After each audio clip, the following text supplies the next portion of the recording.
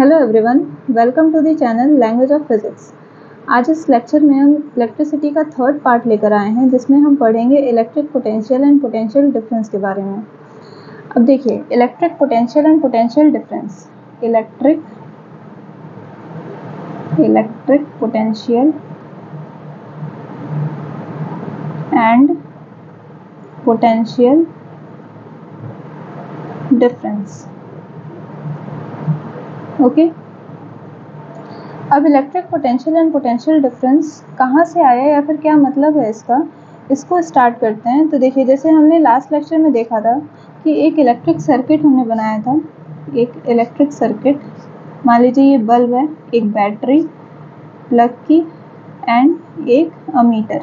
Ammeter एक ऐसा device हो रहा था जो कि अमाउंट ऑफ करंट को मेजर करता है किसी भी सर्किट में।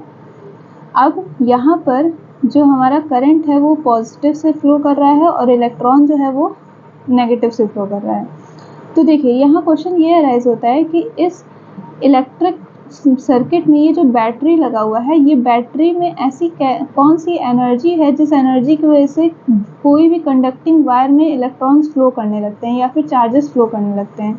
ये बैटरी कैसी एनर्जी प्रोवाइड कर रहा है या फिर उसके पास वो एनर्जी कहाँ से आ रही है, जो एनर्जी वो किसी भी कंडक्टिंग वायर को प्रोवाइड कर रहा है जिसकी वजह से करंट फ्लो करने लग रहा है या फिर जिसकी वजह से चार्जेस फ्लो कर रहे हैं। मतलब चार्ज के फ्लो होने का रीज़न क्या है किसी भी सर्किट में। तो चार्ज के फ्लो होने का रीज़न ये बैटरी ही मेन है, लेकिन ये बैटरी कैसे बना है या फिर कैसे ये रीज़न हो जा रहा है बैटरी की सर्किट में चार्जेस फ्लो करने लग रहे हैं।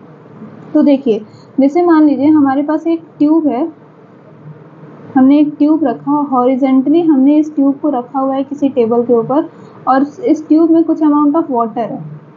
तो अगर हॉरिजेंटली इस ट्यूब को हम यहाँ रख दें तो ये जो वाटर होगा इस ट्यूब से फ्लो करके बाहर के साइड नहीं गिरेगा, ना इस साइड से गिरेगा ना इस साइड से गिरेगा। तो अब ये हॉरिजेंटली रखा हुआ है ट्यूब और वाटर नहीं गिर रहा है, लेकिन अगर इसी ट्यूब को मैं एक टैंक से जोड़ दूँ, एक वाटर के टैंक से जोड़ दूँ और ये वाटर का टैंक जो होगा इस ट्यूब से हाई लेवल पे रखा हो, मतलब कुछ अमाउंट ऑफ हाइट पे रखा हो, ठीक है। ये टैंक जो हो इस ट्यूब से कुछ अमाउंट ऑफ हाइट h पे रखा हुआ है और ये हमने इस ट्यूब को इस वाटर के टैंक से जोड़ दिया, ठीक है। तो अगर ये जब ट्यूब हाइट पे, जब ये टैंक हाइट पे रखा जाएगा तो यहाँ पर क्या क्रिएट होगा, एक हाई प्रेशर क्रिएट होगा, एक हाई प्रेशर क्रिएट होगा। अब ये हाई प्रेशर क्रिएट होने की वजह से जैसे ही यहाँ पर इस टैप को मैं ओपन करूँगी तो यहाँ से वाटर बहुत तेज़ी से फ्लो करता हुआ नीचे गिरेगा, क्योंकि ये टैंक क्या है, हाई प्रेशर पर है। हाई प्रेशर से यहाँ लो प्रेशर की तरफ, ये जो ट्यूब जो हॉरिजेंटली रखा हुआ था यहाँ पे प्रेशर बिल्कुल लो था जिसकी वजह से वाटर फ्लो नहीं कर रहा था। लेकिन जैसे ही हमने एक टैंक से जोड़ दिया और उस टैंक को एक हाई प्रेशर पर रख दिया, कुछ हाइट पर रख दिया, तो ये वाटर जब फ्लो करता हुआ आएगा तो ये बहुत तेज़ी से आएगा, बहुत ज़्यादा स्पीड में आएगा।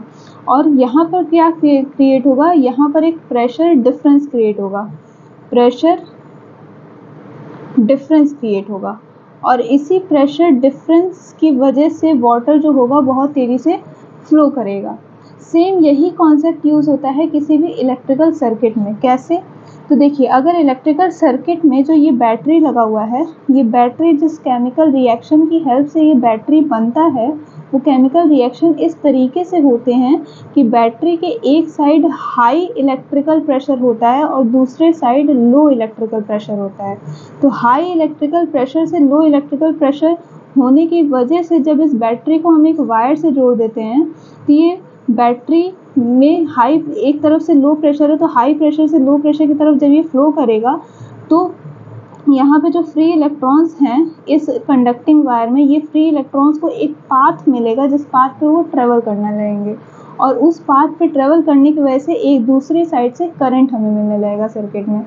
तो सर्किट में करंट फ्लो होने का रीज़न यही होता है कि एक प्रेशर डिफरेंस, जिसको इलेक्ट्रिक प्रेशर डिफरेंस कहते हैं। जब हम इलेक्ट्रिसिटी की बात करेंगे तो उसको हम इलेक्ट्रिक प्रेशर डिफरेंस कहेंगे, ठीक है। अब इसी इलेक्ट्रिक प्रेशर डिफरेंस की वजह से जो कंडक्टिंग वायर्स होते हैं जिसमें फ्री इलेक्ट्रॉन पाए जाते हैं, वो फ्री इलेक्ट्रॉन मूव करना स्टार्ट करते हैं और वो मूव करेंगे तो उनकी वजह से करंट हमें सर्किट में मिलेगा। तो ये बैटरी जो होता है इसके अंदर केमिकल रिएक्शंस कुछ ऐसे ही कराए जाते हैं जिनकी वजह से एक तरफ हाई इलेक्ट्रिक प्रेशर होता है, दूसरी तरफ लो इलेक्ट्रिक प्रेशर होता है, और उसकी वजह से एक प्रेशर डिफरेंस क्रिएट होने की वजह से वो चार्जेस फ्लो करना स्टार्ट करते हैं। इसी प्रेशर डिफरेंस को हम कहते हैं पोटेंशियल डिफरेंस। क्या कहते हैं? इसी प्रेशर डिफरेंस को हम पोटेंशियल डिफरेंस कहते हैं। यही हमारा पोटेंशियल डिफरेंस कहलाता है। इसी प्रेशर डिफरेंस को पोटेंशियल डिफरेंस कहा जाता है। ठीक है, तो अब ये जो पोटेंशियल डिफरेंस है, ये इसको अगर डिफाइन किया जाए तो कैसे डिफाइन किया जाएगा? Electric potential difference. क्या है ये इलेक्ट्रिक पोटेंशियल डिफरेंस? अगर इसको हम डिफाइन करें तो electric potential difference between 2 points in an electric circuit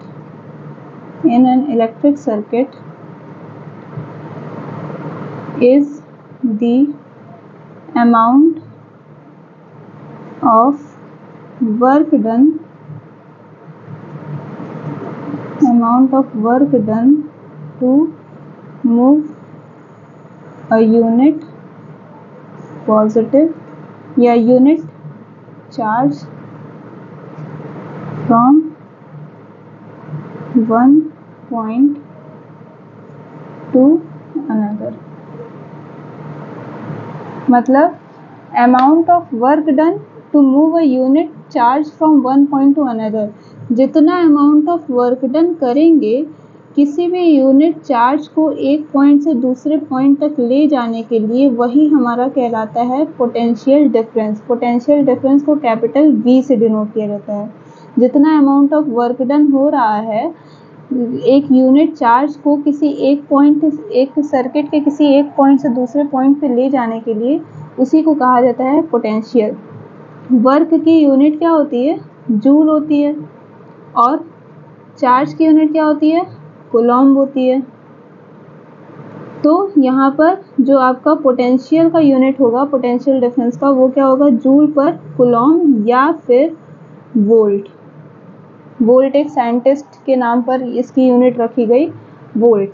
तो इस पोटेंशियल की जो यूनिट होती है इलेक्ट्रिक पोटेंशियल की, उसे वोल्ट कहा जाते हैं या फिर जूल पर कूलॉम्ब।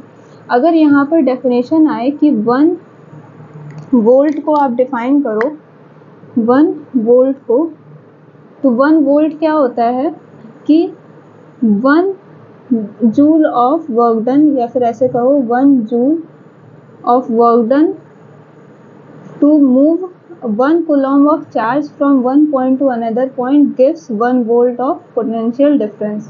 जब 1 जूल ऑफ वर्क डन हो 1 coulomb ऑफ चार्ज को किसी एक पॉइंट से दूसरे पॉइंट तक मूव कराने के लिए, तो वहाँ पे जो पोटेंशियल होता है वो 1 वोल्ट का होता है। इस तरीके से हम 1 वोल्ट को डिफाइन करते हैं। ये छोटे डेफिनेशंस एग्जाम में पूछे जाते हैं।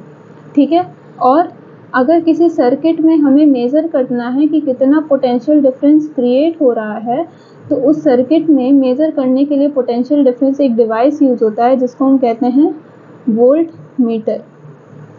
Is used to measure the amount of potential difference between 2 points।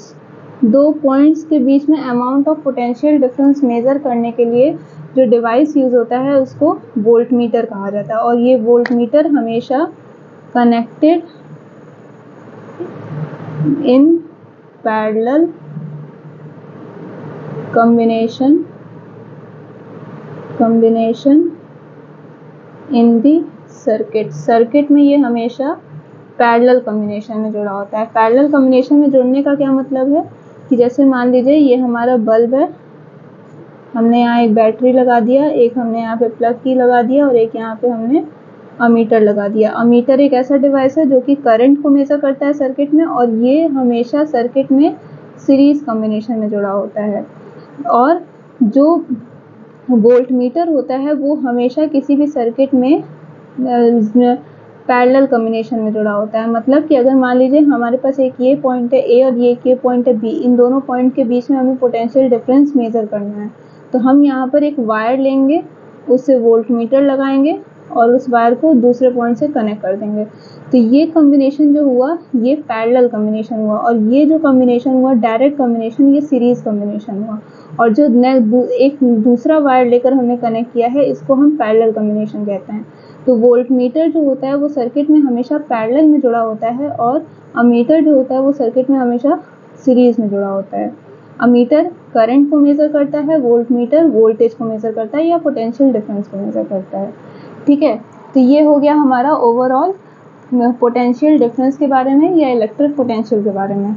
अब नेक्स्ट लेक्चर में हम देखेंगे इस पोटेंशियल के पे बेस्ड कुछ न्यूमेरिकल प्रॉब्लम्स, और आगे इस लेक्चर को बढ़ाएंगे जिसमें हम देखेंगे कि रेजिस्टेंस का कॉम्बिनेशन कैसे होता है, सीरीज कॉम्बिनेशन क्या होता है, पैरेलल कॉम्बिनेशन क्या होता है, ये सारा कॉम्बिनेशन हम देखेंगे। तो अगर आपको ये वीडियो अच्छा लगा हो तो लाइक शेयर ज़रूर करिएगा और इस चैनल को सब्सक्राइब कर लीजिएगा। Thank you so much for watching.